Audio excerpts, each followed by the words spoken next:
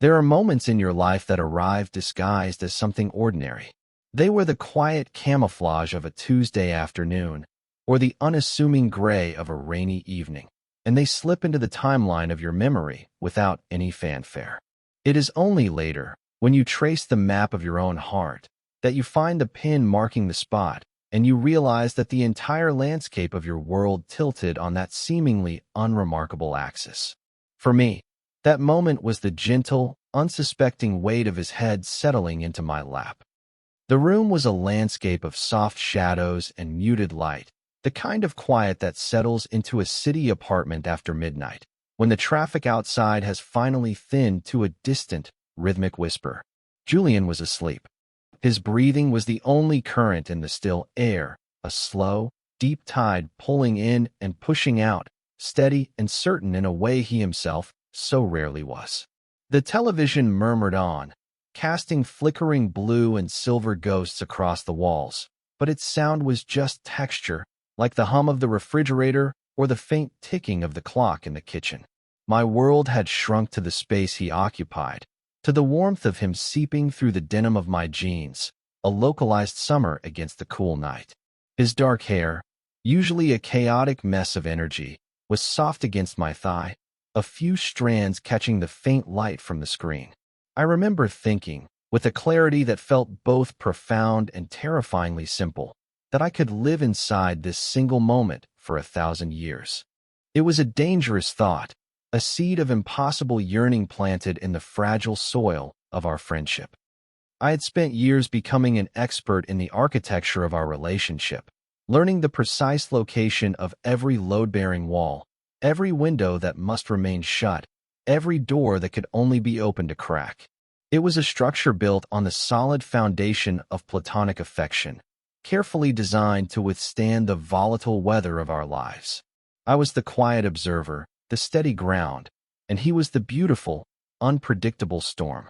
I had loved him, in my silent and watchful way, from almost the very beginning, but it was a love I had walled off, contained in a room deep inside myself with no windows and a lock for which I had long ago thrown away the key. It was safer that way. To love him as a friend was a guarantee I would not lose him. To want for more was to stand at the edge of a cliff with a hurricane at my back. And yet, here he was, sleeping in my lap, having crossed a boundary we had never spoken of, without even knowing he had done so. His guard was down, surrendered to the gravity of exhaustion, and in his complete and trusting vulnerability, he was dismantling my fortress brick by silent brick. My hand hovered in the air above his head, an inch from his hair, trembling with the weight of all the things I wanted to do, all the words I wanted to say. To touch him, then, would be a confession. To not touch him felt like a lie.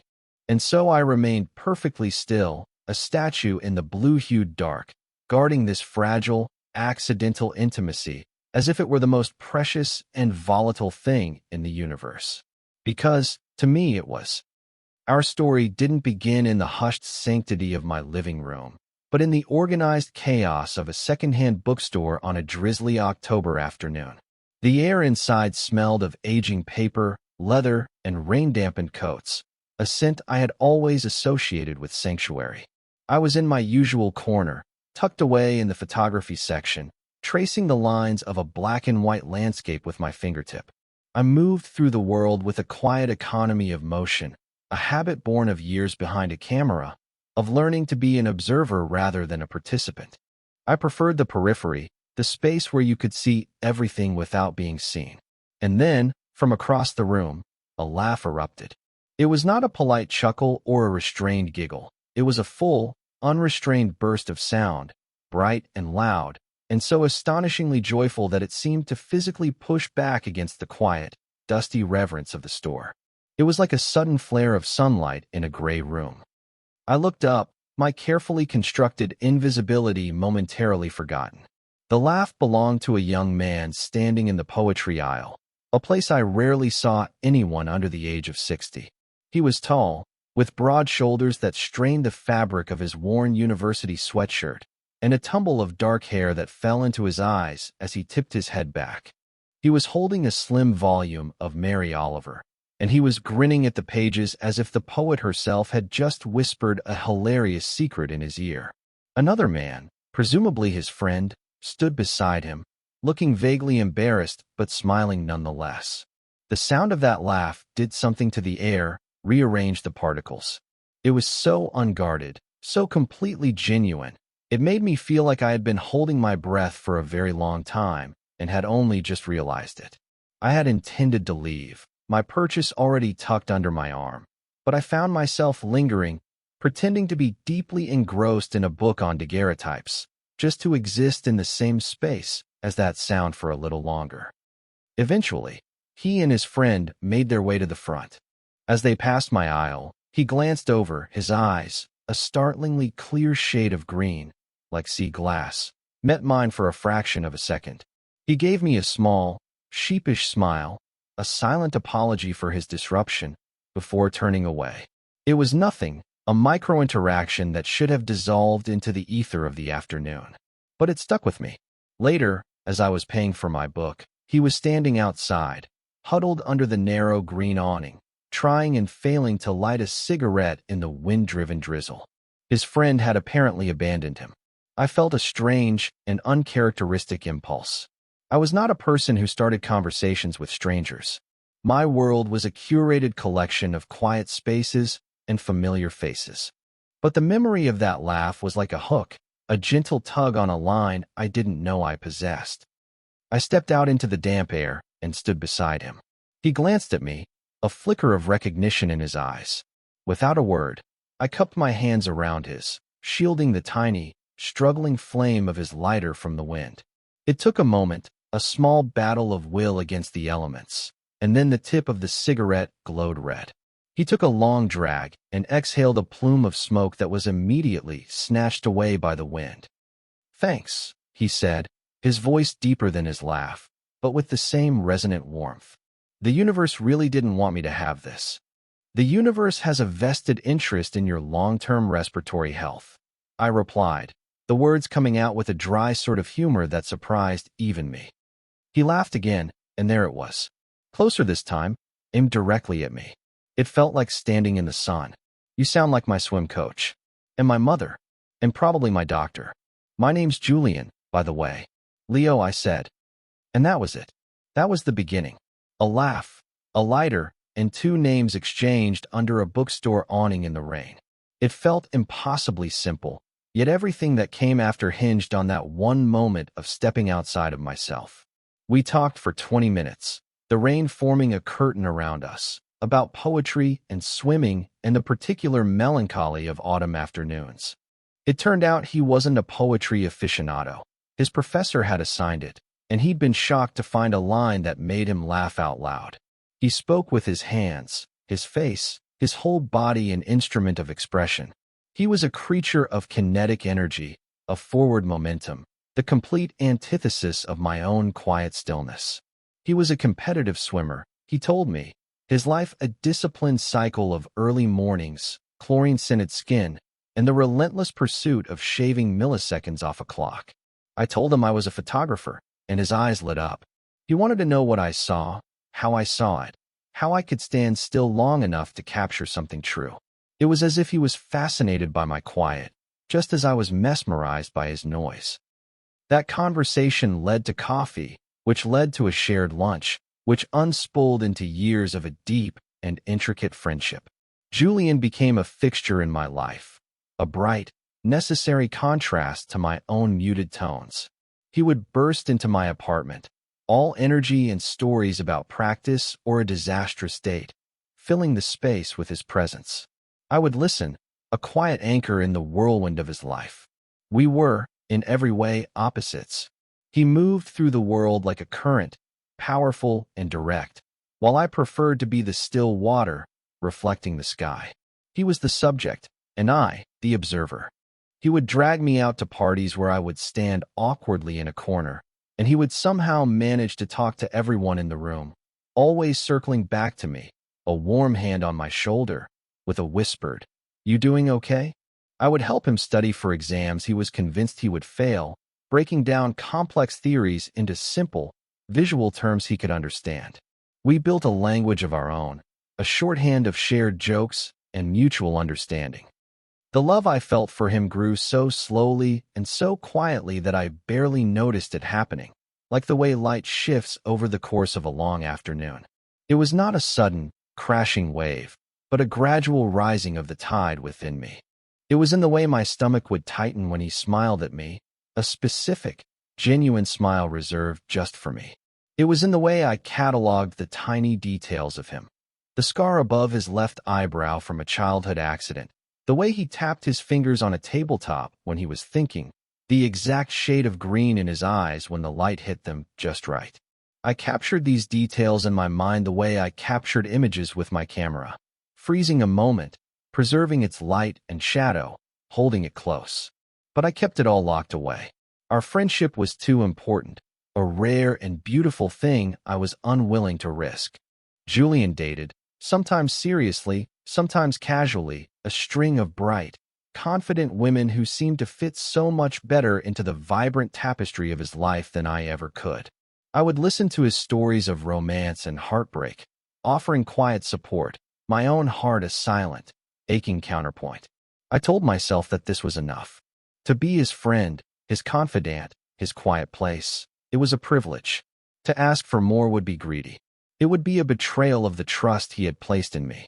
So I built my walls high and learned to live with the quiet echo in the empty rooms of my heart. The shift, when it came, was not a gentle tremor but a seismic event. It arrived on a Tuesday night in late February, a night so cold the air felt brittle enough to shatter. Julian had been preparing for the national qualifying meet for almost 2 years. It was the singular focus of his existence, the culmination of a decade of 5 a.m. alarms and punishing workouts. His life was a straight, powerful line aimed at a single point in the future. I had watched him pour every ounce of his energy, his hope, his very being into that goal. He was expected to qualify, not just expected, but certain. It was his destiny, the next logical step in a life defined by athletic triumph. He called me the night before he left for the meet, his voice tight with a nervous energy that was palpable even through the phone. I told him he was ready, that he was the most disciplined person I knew, that he would be brilliant. I believed it with every fiber of my being. I tracked the results online the day of the meet, my stomach a knot of anxiety. His preliminary heat was good, solid. He qualified for the final. I sent him a text, "See? Brilliant." He replied with a single emoji, a flexed bicep. Then came the final. I refreshed the results page every 10 seconds, my heart hammering against my ribs. The results posted. I scanned the list of names, looking for his. First, second, third. He wasn't there. I scrolled down. Fourth, fifth. My eyes found his name next to the number 9. He had missed the qualifying time by 7/100ths of a second. A gap of time so infinitesimally small it was almost meaningless, yet it was large enough to contain the entire weight of his shattered dream. It was a chasm. I didn't know what to do. I called, but it went straight to voicemail. I texted, but the message remained undelivered. I spent the next 24 hours in a state of suspended dread, imagining him alone in a hotel room hundreds of miles away, the architecture of his life having crumbled around him. I didn't hear from him until the following night. My phone buzzed, and his name flashed on the screen. It wasn't a call, just a text. "Can I come over?" Of course, I typed back instantly. Always. He arrived an hour later, looking like a ghost. The usual vibrant energy that radiated from him was gone, extinguished. His face was pale and drawn, his eyes hollowed out, the brilliant green dulled to a murky gray. He was wearing the same sweats he'd been wearing 2 days ago, and he moved with a slow, heavy exhaustion, as if gravity had tripled its pull on him alone. He didn't speak when I opened the door, just walked past me into the living room and collapsed onto my sofa. He didn't look at me. He just stared at the blank television screen, his broad shoulders slumped in defeat. I had never seen him so utterly broken. Julian was the sun, a source of inexhaustible light and energy. Seeing him like this, so depleted and dark, felt fundamentally wrong, a violation of the natural order of things. I didn't press him to talk. I just made him a cup of tea, the way he liked it, with too much honey, and set it on the coffee table in front of him. I sat down in the armchair across from him, creating a space of quiet companionship, a silent offering of presence without expectation. We sat like that for what felt like hours, the silence in the room thick and heavy with everything he wasn't saying. The only sounds were the hum of the city outside and the occasional, ragged sigh that escaped his lips. Finally, his voice emerged, a rough, fractured whisper. "It's over." Just 2 words, but they held the weight of an entire lifetime. The end of a dream, the death of an identity.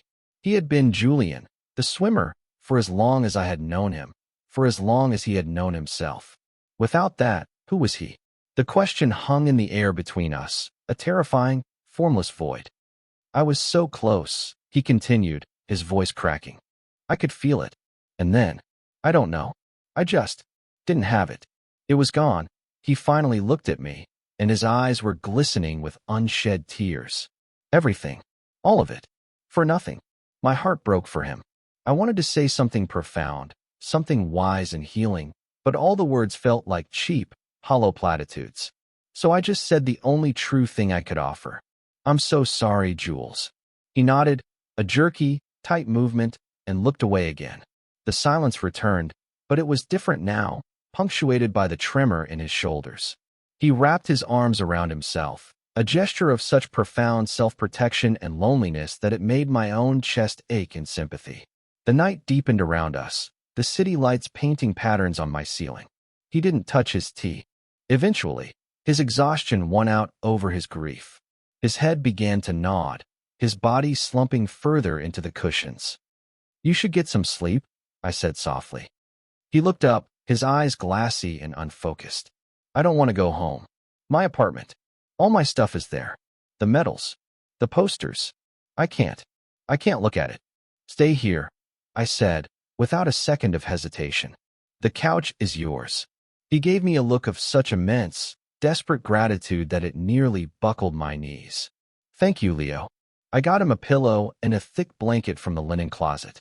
He barely had the energy to arrange them, simply curling up on his side, facing the back of the sofa. I turned off the main lights, leaving only a single small lamp on in the corner, a tiny beacon in the darkness. I stood there for a long moment, watching the slow, rhythmic rise and fall of his back. He was here. He was broken, but he was safe. And he had come to me. It was a small, fragile comfort I held close as I went to my own room, leaving the door ajar, just in case. That night was the beginning of the ritual. He went home the next day to get some clothes, but he came back that evening. And the next, his own apartment, he said, felt like a museum dedicated to a dead person. Mine was neutral territory, a space free from the ghosts of his former life. At first, he slept on the couch, a clear and defined boundary between us. But my couch was old and unforgiving, and Julian was 6'3". After a few nights, I would see him in the morning, rubbing the crick in his neck, his face tight with the discomfort of a restless night. He never complained, but I could see the toll it was taking. He was already emotionally shattered. The lack of real sleep was grinding him down even further. The fourth night, I found him standing in the hallway at 2 in the morning, staring at the closed door of my bedroom. He was just a silhouette in the dim light filtering in from the street, but I could feel the restless, frayed energy coming off him in waves. "Can't sleep?" I asked, my voice thick with my own drowsiness. He started, not having realized I was awake. "Sorry, didn't mean to wake you." "Yeah, just. My brain won't shut up." He paused, and then he said the words that would redraw the map of our world. "Leo, this is going to sound weird, but would you mind if I just came in for a bit? Your bed is huge. I could just take the far edge. It's just, I don't know. It's so quiet in here. Maybe if I'm not alone, my head will stop screaming at me." My heart did a slow, painful somersault in my chest. Every rational thought, every self-preservation instinct I had, screamed at me to say no. This was a line. A dangerous, irreversible line. But looking at his exhausted, pleading face, seeing the profound loneliness etched into the shadows under his eyes, I couldn't do it. My desire to comfort him was infinitely stronger than my need to protect myself. Okay, I heard myself say, the word a quiet puff of air. Yeah, okay. Come on. I moved over to one side of my queen-sized bed, creating as much space as I could. The geography of my bed, once a solitary continent, was now being asked to accommodate another landmass. He slipped under the covers on the far side, his back to me, keeping a careful, respectful distance. The silence in the room was now charged with a new kind of tension. I was hyper-aware of him, of the warmth radiating from his body across the small sea of cotton sheets between us, of the subtle dip his weight made in the mattress. I lay perfectly still, my breathing shallow, my muscles rigid. This was an agony of proximity, a sweet torture I had never imagined. He was right there, close enough to touch, and I couldn't. I absolutely could not. Thanks, Leo, he murmured into the darkness, his voice already thick with oncoming sleep. You're a good friend. A good friend. The words were both a comfort and a knife. I lay awake for hours after his breathing had deepened into the slow, steady rhythm of sleep, my mind a frantic buzz of analysis and fear. He was here out of desperation, out of a need for comfort in the face of catastrophic loss. It meant nothing more. I had to believe that. To interpret this as anything else, to attach my own secret hopes to his pain, would be a monstrous violation of his trust. I was his safe harbor, and a harbor does not pull a ship onto the rocks. It simply offers shelter from the storm. This became our new normal. The ritual. He would arrive in the evening. We would eat dinner in near silence or watch a movie he paid no attention to, and when it was time for bed, he would follow me into my room without a word. The pretense that he might sleep on the couch was abandoned after that first night. We never spoke of it. It was an unspoken agreement, a routine that solidified through repetition. We maintained the careful distance, two separate islands in the same bed, but the space between us began to feel less like a buffer and more like a charged magnetic field. Some nights, in his sleep, he would turn, and his hand would brush against my back, or his foot would touch mine. Each accidental point of contact was like a small electric shock, sending a jolt through my entire system.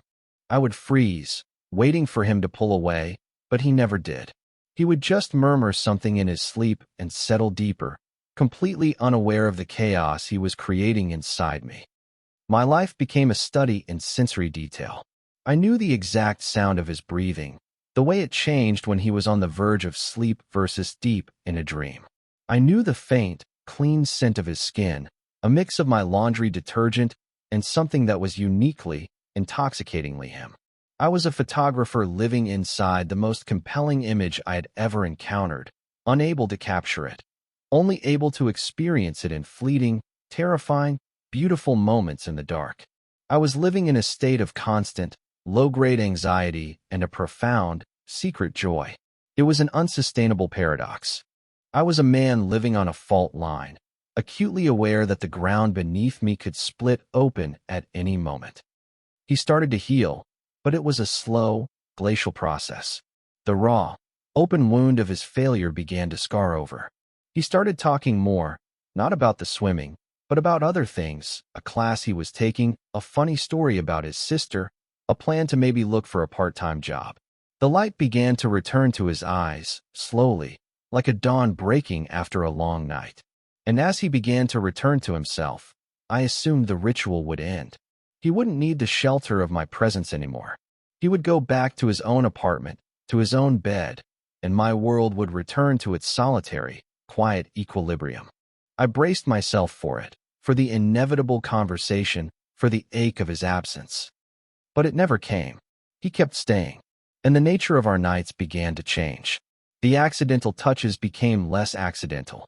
He would turn in his sleep and his arm would fall across my waist. He would shift closer until his back was pressed firmly against mine, a solid line of warmth from my shoulders to my knees. My body learned the shape of his. I would fall asleep to the feeling of his steady heartbeat against my shoulder blades. He was initiating a new level of physical intimacy, all under the plausible deniability of sleep. And I, the quiet observer, the analyst of every subtle gesture, was trapped in a labyrinth of interpretation. Was this a subconscious search for comfort, a purely platonic act of a person starved for physical reassurance? Or was it something more? Was some part of him, a part he himself might not even be aware of, reaching for me in a way that had nothing to do with friendship? The hope was a dangerous, seductive whisper in the dark. I was terrified of it. I was starving for it. One evening, the fragile equilibrium we had established was finally shattered. It was a Friday night, almost 2 months after the qualifying meet. We were on the couch, the same couch where he had first collapsed in his grief, watching some mindless action movie. A sudden, violent thunderstorm had broken over the city, the rain lashing against the windows and the thunder rattling the building's old frame. During a particularly loud clap of thunder, Julian flinched, a full-body jolt. He had always been unnerved by thunderstorms, a strange and endearing vulnerability in a person otherwise so physically fearless. Without thinking, he shifted closer, tucking himself against my side, his head finding its familiar place on my shoulder. But this time, he was not asleep. He was wide awake, his arm wrapped around my middle, his hand resting on my hip. The air left my lungs. The movie, the storm, the entire world outside the perimeter of our bodies ceased to exist. My entire consciousness was focused on the pressure of his head on my shoulder, the warmth of his hand on my hip, the sound of his breathing so close to my ear. He didn't say anything. He just stayed there. We sat like that through the rest of the movie, through the end credits, through the storm as it slowly rumbled its way east. The silence wasn't empty. It was filled with a thick, unspoken tension. My heart was a frantic drum against my ribs, so loud I was sure he could feel it. I was caught between a desperate urge to pull him closer and a paralyzing fear of scaring him away. So I did nothing. I became stone. I became a statue for him to lean against. When the movie ended and the screen went black, reflecting our still forms back at us, he finally moved. He lifted his head from my shoulder and looked at me. His face was only inches from mine. In the dim light of the room, I could see the confusion in his eyes, the uncertainty. It was a look I had never seen on him before. It was a look of someone standing on the edge of a decision, terrified of the fall. "Leo," he said, his voice barely a whisper. It was not a statement, but a question. My name, hanging in the air between us like a fragile bridge. My own voice was trapped in my throat. I could only meet his gaze, hoping my eyes could convey some fraction of the maelstrom inside me. I had no idea what he was asking, or what he wanted. I only knew that the foundation of our world was cracking. He searched my face for a long moment, his green eyes dark and serious. The silence stretched, thin and taut, ready to snap. I could feel his breath on my cheek. He was so close. The distance between us felt both impossibly small and vast as a universe. I saw his gaze flicker down to my lips and then back to my eyes. And in that tiny, almost imperceptible movement, I felt a sudden, terrifying surge of hope. It was so powerful it almost made me dizzy. Then he broke the silence again, his voice even quieter than before, laced with a vulnerability that undid me completely. Would it be okay? He didn't finish the sentence. He didn't have to. The question was there, hanging in the space between our mouths. Would it be okay if I crossed this line? Would it be okay if I kissed you? Would it be okay if I changed everything, forever? All the walls I had so carefully constructed, all the locks and barricades I had placed around my heart, crumbled to dust in that instant. All the years of silent yearning, of patient friendship, of terrified self-restraint, converged on this single, pivotal point. My entire being screamed yes. Yes, it would be okay. Yes, it's all I've ever wanted. But I couldn't speak. I could only give the slightest, most infinitesimal nod. It was enough. He closed the remaining distance between us with an excruciating slowness. It was not a kiss of passion or demand, but one of profound, hesitant discovery. His lips were soft, tentative, a question against mine. It was a touch so gentle it was almost reverent. I felt a tremor run through his body, or maybe it was my own. I brought my hand up, my fingers sinking into the thick silk of his hair, and the simple act of finally Finally touching him with intent was so overwhelming I thought my heart might actually stop. I answered his question with a gentle pressure, a yielding, a quiet confession of my own. The kiss deepened, but it never lost its quality of careful exploration. It was a conversation without words, a mapping of new territory. It tasted of salt and rain and 2 months of unspoken grief and years of unspoken affection. It was the breaking of a fever. It was the end of one world and the terrifying, beautiful beginning of another. When we finally broke apart, we just rested our foreheads together, breathing the same air, the storm outside a distant echo of the one that had just broken inside my quiet living room. Neither of us spoke. There were no words for what had just happened. There was only the profound, earth-shattering silence of a line that had, at long last, been crossed. The morning after felt like waking up in a foreign country. The light filtering through the blinds seemed different. The air in my apartment carried a new weight. And the space beside me in the bed was empty. Julian was gone. There was no note, just the faint indentation of his head on the pillow next to mine, a silent testament to the fact that the night before had not been a dream. A cold, sharp dread began to seep into my bones, chilling the residual warmth of the memory of his kiss. He had run. The thought was a shard of ice in my chest. He had crossed the line, and then, terrified by what he found on the other side, he had fled back to the safety of the known world, leaving me alone in this strange new territory. I spent the day in a fog of anxiety. I texted him a simple, "Hey, you okay?" But the message sat there, delivered but unread, a small, gray monument to my uncertainty. I went through the motions of my day, trying to edit photos, but the images on the screen were just meaningless shapes. My focus was gone, replaced by a looping reel of the last 12 hours. The storm, his whisper, the tentative press of his lips, and the echoing silence of his departure. I analyzed every microsecond of the kiss, searching for a clue I might have missed.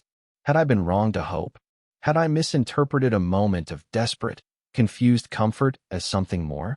I had spent years guarding myself against this very feeling, the sharp, sickening pain of a hope being crushed.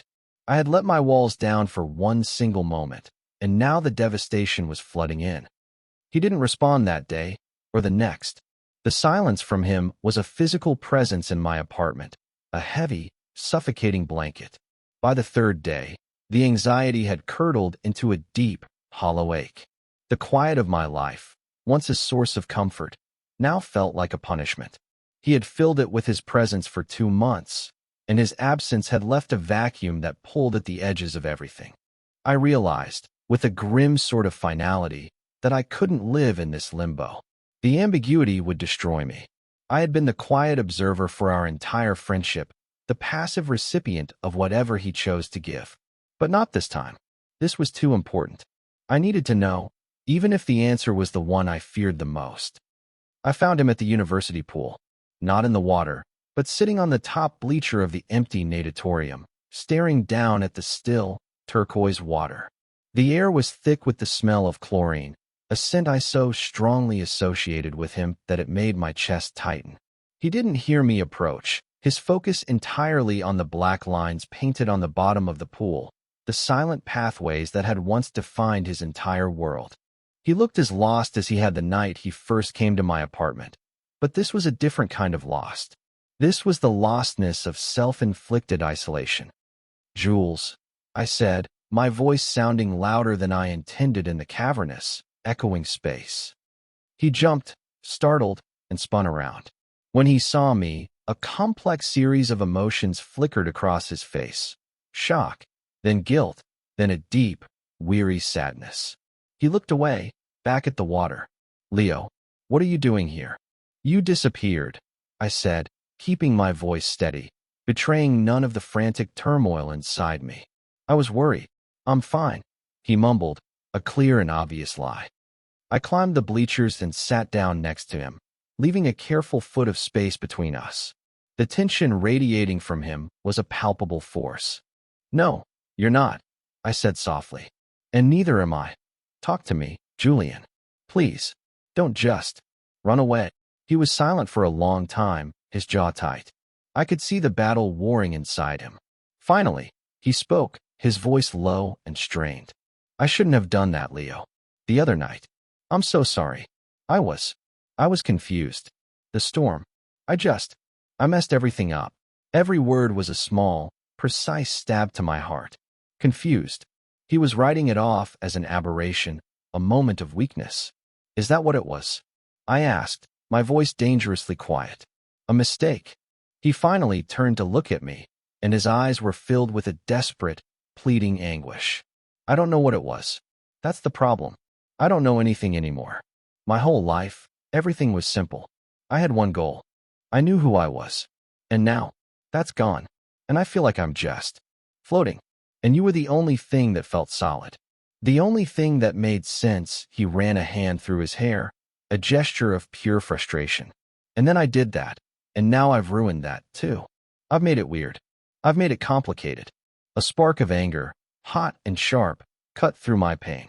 Not at him, but at the situation, at his fear. You think I'm complicated? I asked. You think my feelings are some problem you've created? The words came out with more force than I intended. He flinched. I took a breath, softening my tone. Julian, look at me. He hesitated, then met my gaze. I have been in love with you for years, I said. The confession, spoken aloud for the first time, felt both terrifying and liberating. It hung in the chlorine-scented air between us, shimmering and undeniable. That kiss wasn't a mistake to me. It wasn't confusing. It was the most honest moment of my entire life. So please, don't apologize for it. And don't you dare call it a mistake. He stared at me, his mouth slightly agape, the brilliant green of his eyes wide with shock.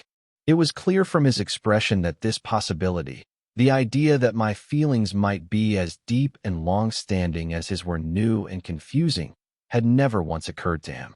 He had been so wrapped up in his own turmoil that he had never stopped to truly see me. You.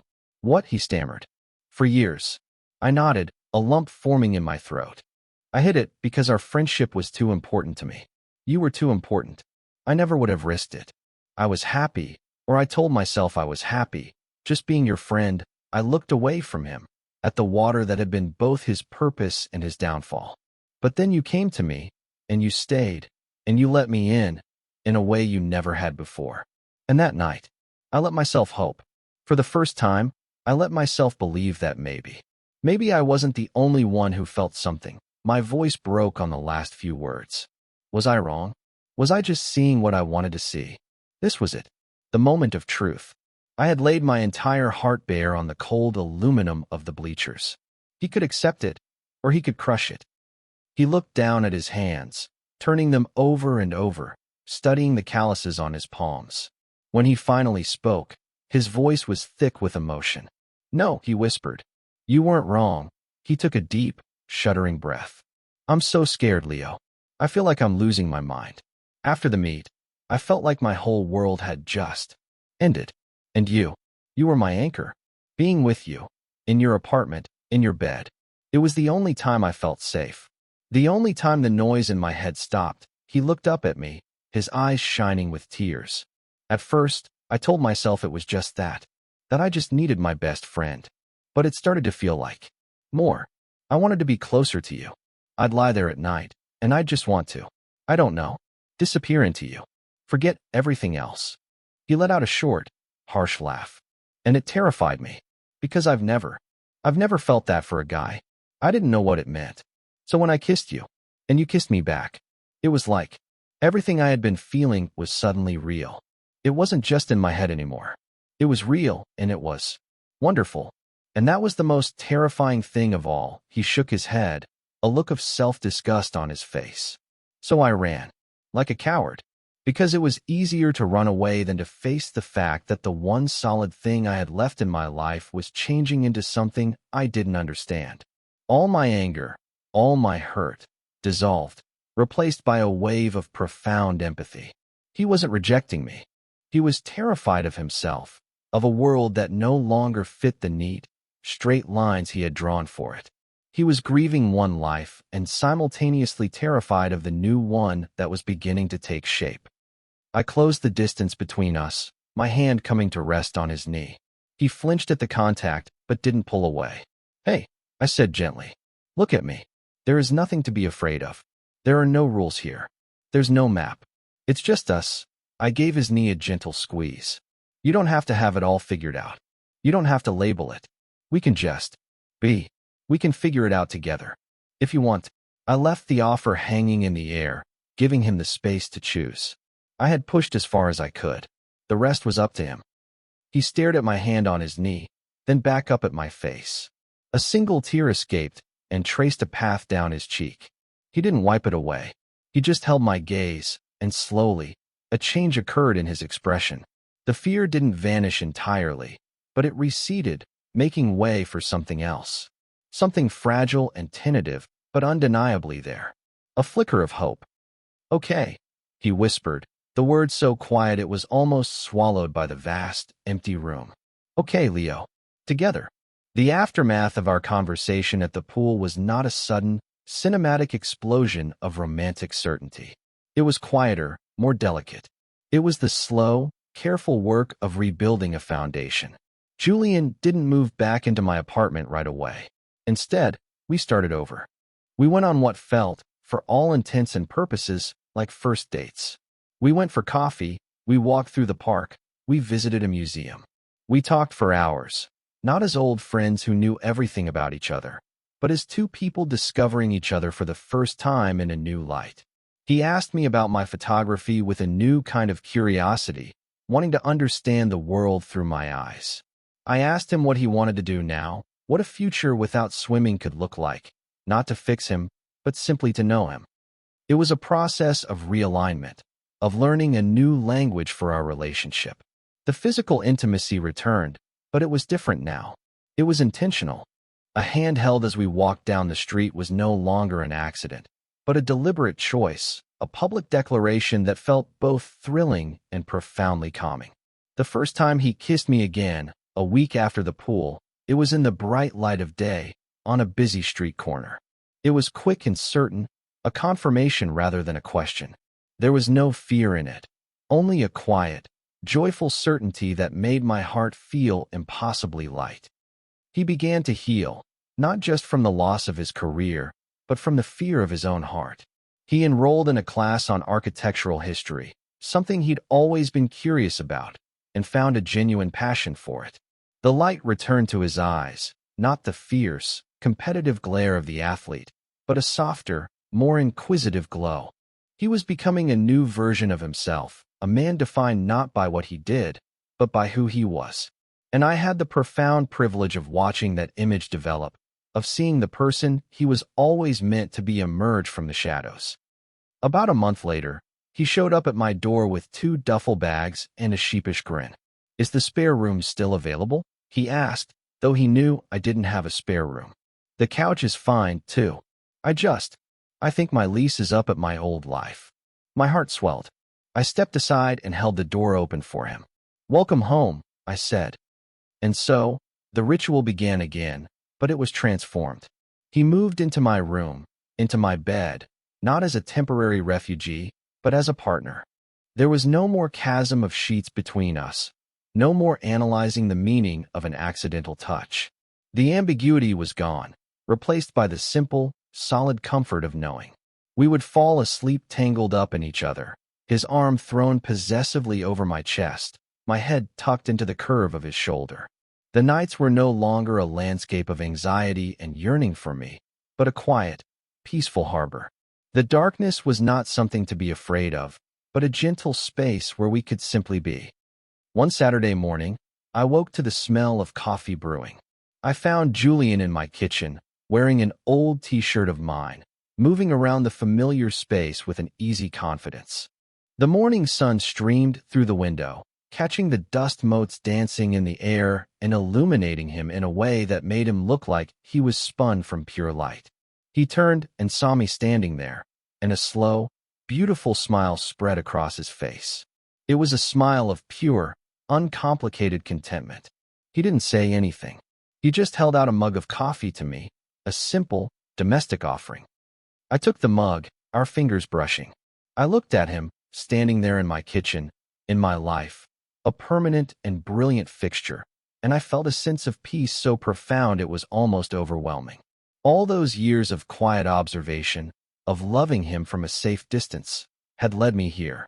All the fear, the uncertainty, the heartache, it was all just the darkroom, the necessary process before the image could finally come into the light.